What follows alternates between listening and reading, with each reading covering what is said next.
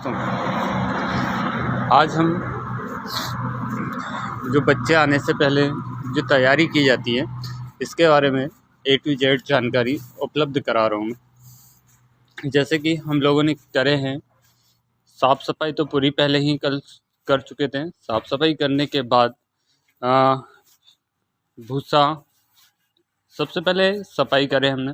सफाई करने के बाद इन बर्तनों की धुलने के बाद ये जो फर्श है हमारा, इस फर्श के ऊपर पोताई करें।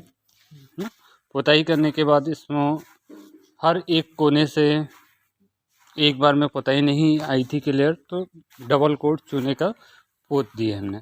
और पोताई करने से पहले जो है गैस से जो गन रहती है अपनी LPG गैस से, उससे फार्म के हर नीचे हर एक कोने को गन के माध्यम से जलाया गया है, ताकि कोई भी जो बैक्टीरिया है या बैक्टीरिया के जो अंडे हैं वो जीवित ना रहें, ताकि हमारा जो बैच आने वाला है इस बैच में किसी भी प्रकार की कोई प्रॉब्लम खड़ी ना हो। इसलिए हर एक बात को ध्यान में रखते हुए काम किया है हम लोगों ने। और जैसे कि हमारा बैच लगभग 20 तारीख को आने वाला है, तो आज हम फैब्रिकेशन करने वाले हैं। इसमें आप लोगों को वीडियो में जैसे दिखता होगा कि मैं फार्म के बैक साइड में आया हूँ। ये फार्म हमारा 10,000 स्क्वायर फीट में है, जिसमें लगभग 12,500 से 13,000 बच्चे हम डालते हैं। ये हमारा AC फार्म है। यहाँ से काफ़ी लंबा मतलब दिखता होगा आपको। 250 फीट इसकी लंबाई है और 40 फीट चौड़ाई है। तो इस फॉर्म में हमने, जैसे मैं बता रहा था कि हमें क्या क्या काम करना चाहिए, तो सबसे पहले तो देखिए हमने सफाई करें। सफाई करने के बाद एक तरफ से पूरे झाड़ू लगाए। झाड़ू लगाने के बाद गैस से इस फर्श को जलाए हमने, है ना।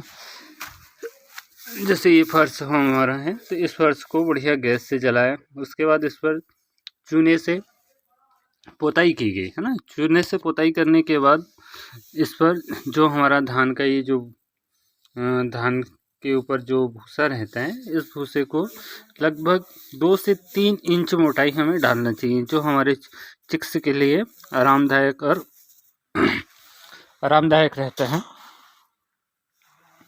इस प्रकार से हमने डाल के इन फैनों की भी बढ़िया खोल के इनकी सफाई कर चुके हैं। और पेपर भी प्राय पूरे पेपर बिछा चुके हैं, क्योंकि जो चिक्स आते हैं वो चिक्स के पैर और वो बहुत ही कोमल होते हैं। जैसे एक हम नवजात शिशु की केयर करते हैं, उससे भी ज़्यादा हम लोगों को इन चिक्सों की केयर करनी पड़ती है। इस केयर के लिए जैसे यहाँ पे और भी मेरे दोस्त लोग हैं, इन लोगों ने देखिए सब ये पेपर बिछाए हैं, है ना। ये 2 लाइन मैंने इसलिए छोड़ा हूँ कि दोनों में फैब्रिकेशन करने के लिए हमें आने जाने के लिए पर्याप्त जगह मिल सके, है ना, ताकि पेपर पे हम बार बार जाएंगे तो पेपर ख़राब होंगे। इसलिए इस जगह में पेपर नहीं डाले हैं। जैसे ही फैब्रिकेशन हमारा कंप्लीट होता है, कंप्लीट होने के बाद जिस दिन चिक्स आने वाले रहेंगे उस दिन हम ये 2 लाइनों में पर्याप्त पेपर बिछा के पानी के जो बर्तन हैं और जो फ्लोटिंग बर्तन हैं दाने वाले, वो दोनों ही जमा देंगे। बुखारी भी लगभग सभी बुखारी भर के जहाँ रखना था वहाँ ऑलरेडी रख चुके हैं। साथ में पार्टीशन भी हमें मजबूती से लगा चुके हैं हम, ताकि कोई भी चिक्स बाहर ना आए। यदि जैसे चिक्स बाहर आते हैं तो फिर उन्हें पानी या भोजन नहीं मिल पाता है, जिससे भी प्रॉब्लम खड़ी होती है। इसलिए जैसे कि ये पार्टीशन है, जाली में यहाँ पर गैप था, तो इसको खड्डे से इस प्रकार पैक कर दिया गया है। साथ में जो फ्लोटिंग बर्तन हैं इन्हें भी नीचे एकदम तली में बैठा दिया गया है इस टाइप से, ताकि ये यदि ऊपर रहता है तो इसके नीचे चूजे चले जाते हैं, जिनसे वो एक साथ झुंड बना के मर जाते हैं। इसलिए इसे शुरुआत में हमें इन बर्तनों को सबसे नीचे एकदम बिठाना है। इस बात का ध्यान रखना है। और पार्टीशन जो है यानी हमारे पास 13 से 14,000 बच्चे आएंगे। इसके लिए मैंने 4,000 स्क्वायर फीट में ये पार्टीशन तैयार किया हूँ, 3 ब्लॉक बनाया हूँ, है ना। जिस दिन चिक्स आएगा उस दिन भी आपको जानकारी दी जाएगी। तो ये फार्म में चिक्स आने से पहले की जानकारी थी। ये फैब्रिकेशन के लिए होगा। आज हम लोग इसमें फैब्रिकेशन करने के बाद फार्म को 2 दिन के लिए बंद रखेंगे। हमारे ये हावर्स हैं, जैसे कि टेम्परेचर मेंटेन करने के लिए इनमें लाइट लगे हुए हैं। ये जैसे ही जब चिक्स आएंगे तो ये लाइट ऑन हो जाएंगे ताकि हम टेम्परेचर मेंटेन कर सकें।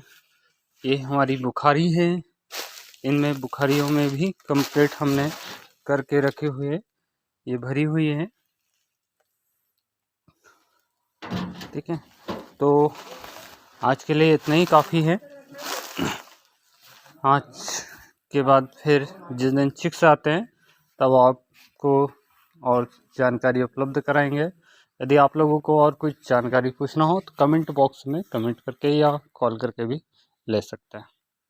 धन्यवाद।